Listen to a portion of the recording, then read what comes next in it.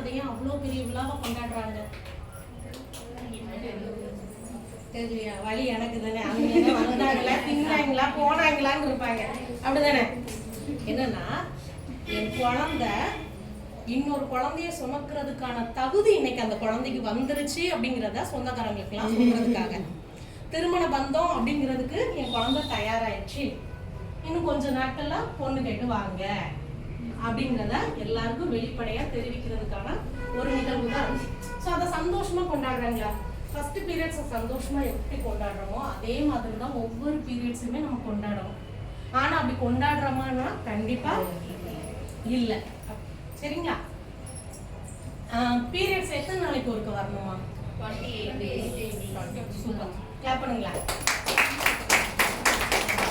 இதுல இருந்து டியூரேஷன் வந்து ஒரு 3 to 4 நாட்கள் இருக்கலாம். அந்த 28 நாள்ங்கிறது 25ல இருந்து ஒரு 30-32 நாள் வரைக்கும் இருக்கலாம். இது வந்து உங்களுக்கு சேஃபஸ்ட் ஜோன்ல தான் இருக்கீங்க. உங்களோட கர்ப்பப்பை நார்மலா கரெக்டா ப்ராப்பரா இருக்குன்னு அர்த்தம்.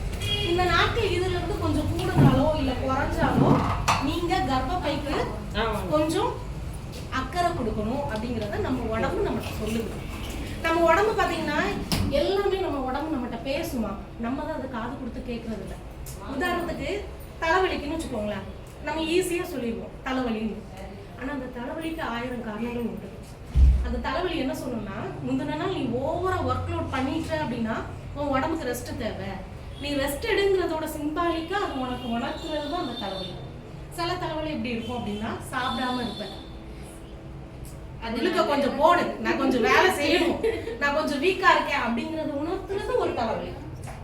பீரியட்ஸ் டைம் வரும்போது ஒரு தலைவலி வருதுல்ல, அது என்ன அப்படின்னா கர்ப்பப்பைக்கு கொஞ்சம் கவனம் கொடுங்க. போஷாக்கு கம்மியா இருக்கு, நீர் சத்து கம்மியா இருக்கு, ஏன்னா ஆல்ரெடி அங்க நீர் வெளியே போயிட்டு இருக்கு. ஸோ நீங்க இன்டேக் கொஞ்சம் அதிகமா எடுங்க அப்படிங்கறத சிம்பாலிக்கா சொல்றது. அதே மாதிரி தான் ஒவ்வொரு வலியும். நமக்கு வர்ற கொரட்டைக்கு ஒரு அர்த்தம் உண்டு, வியர்வைக்கு ஒரு அர்த்தம் உண்டு, கொட்டாவிக்கு ஒரு அர்த்தம் உண்டு, தும்மலுக்கு ஒரு அர்த்தம் உண்டு. இது எல்லாமே உடம்பு நம்மகிட்ட பேசும். ஆனா நம்ம என்ன பண்றோம்? காது கொடுத்து